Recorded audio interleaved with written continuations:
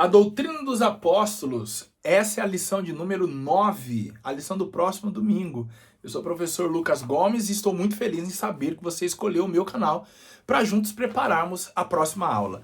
Eu peço a você que é novo aqui, que se inscreva, não esquece de ativar o sininho, tem muita coisa acontecendo no canal e eu quero que você participe do crescimento e seja então notificado todas as vezes que algo importante chegar aqui. Se você já está inscrito no canal, meu muito obrigado, quero lhe dizer que já passamos dos 1.800 inscritos. Olha, em comparação com muitos canais aí, eu quase não tenho inscritos, mas de verdade, eu valorizo cada pessoa que chega aqui, então muito obrigado pelo seu voto de confiança e por estar passando sempre aqui para absorver um pouquinho de conteúdo. Eu me sinto muito honrado sabendo que tenho cooperado com muitos professores, superintendentes, irmãos e irmãs das escolas dominicais de todo o país. Deus abençoe você.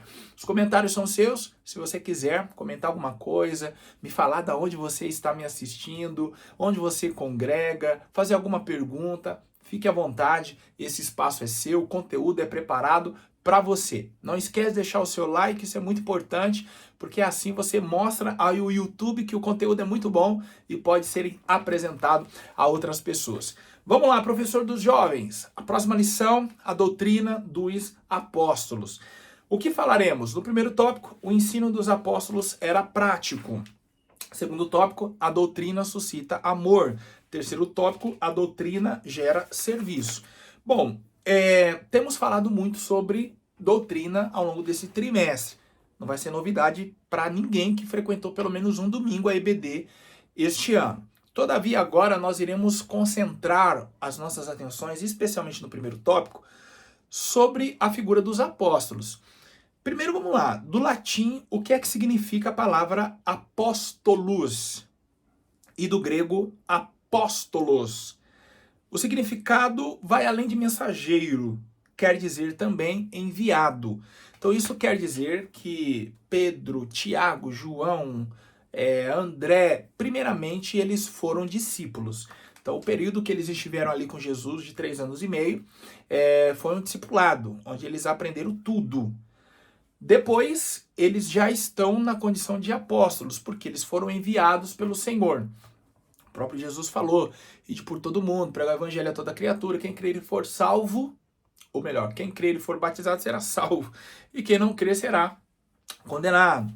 Marcos 16, 15, Mateus 28, ide, fazer discípulos de todas as nações, enfim.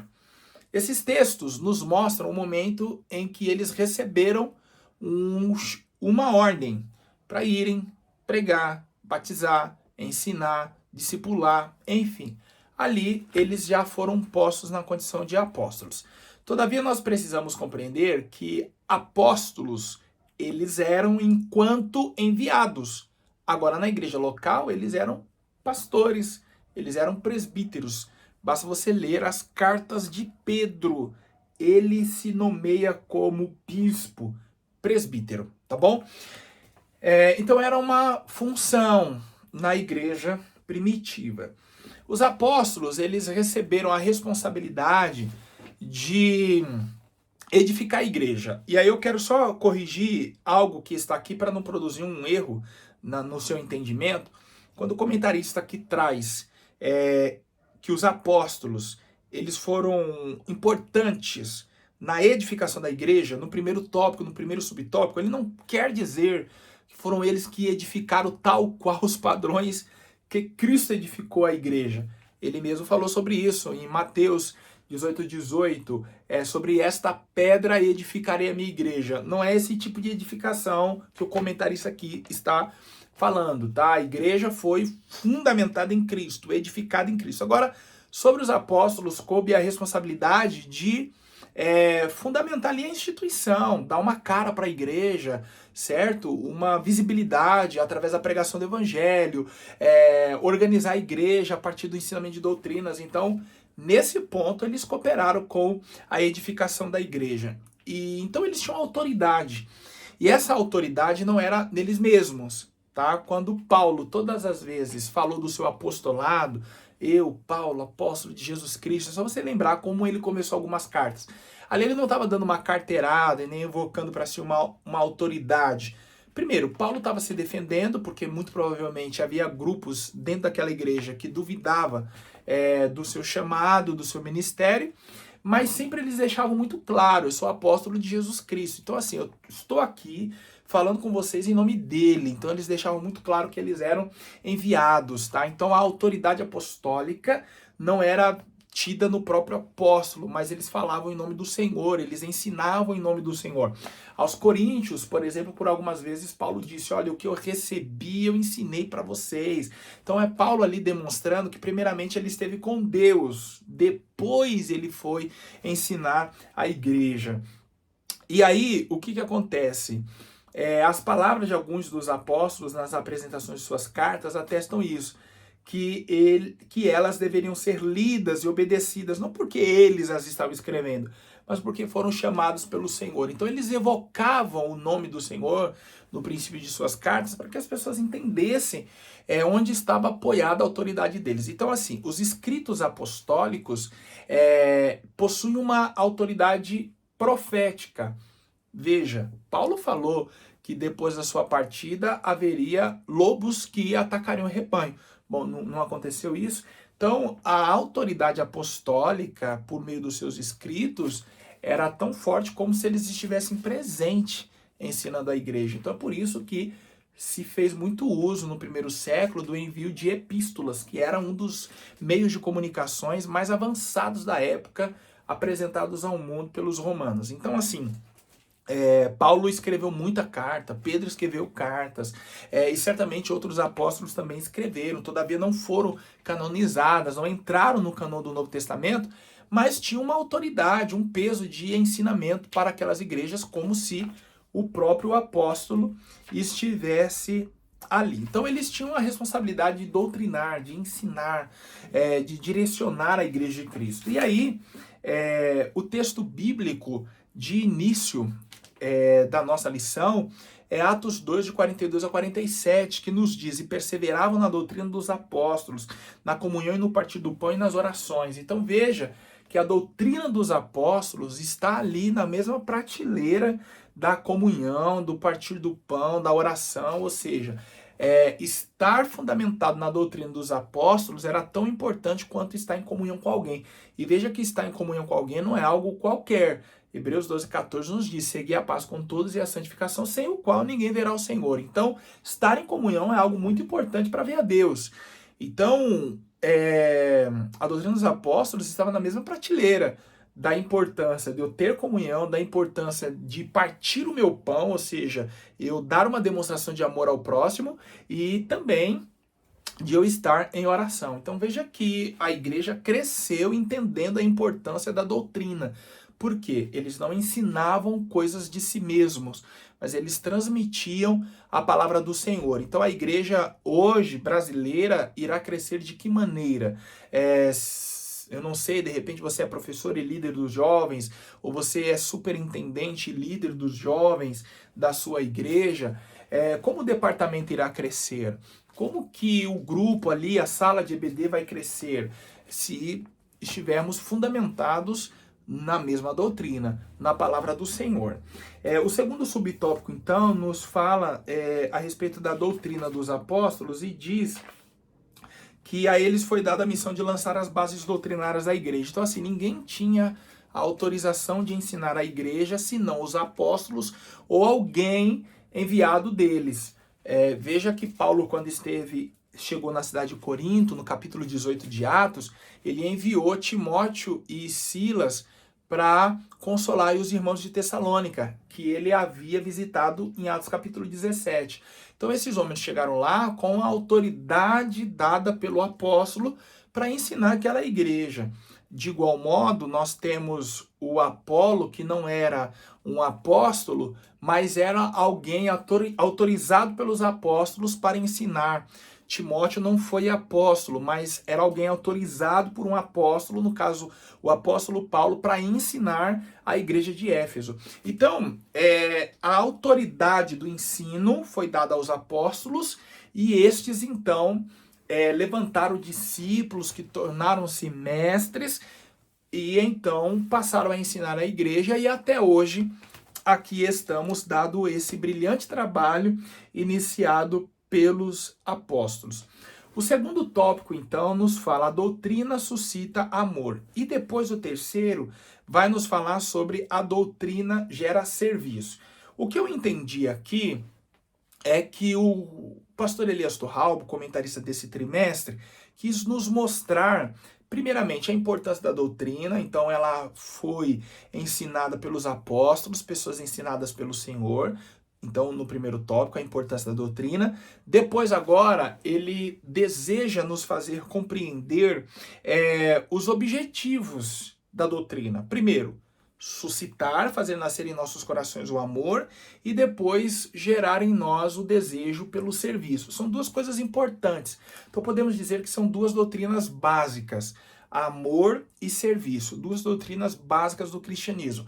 Então, qualquer pessoa que se debruça na palavra de Deus, ela terá como resultado o amor a Deus e ao próximo e, consequentemente, o serviço a Deus e também ao próximo. Porque assim, nós não servimos somente a Deus, nós também servimos o próximo.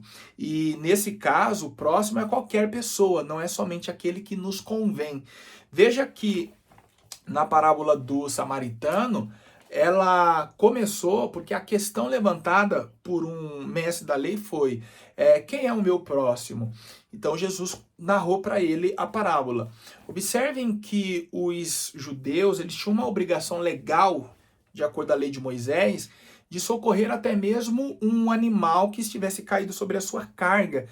Mesmo que esse animal fosse do seu inimigo, ele não poderia deixar morrer, ele tinha que ir lá e socorrer.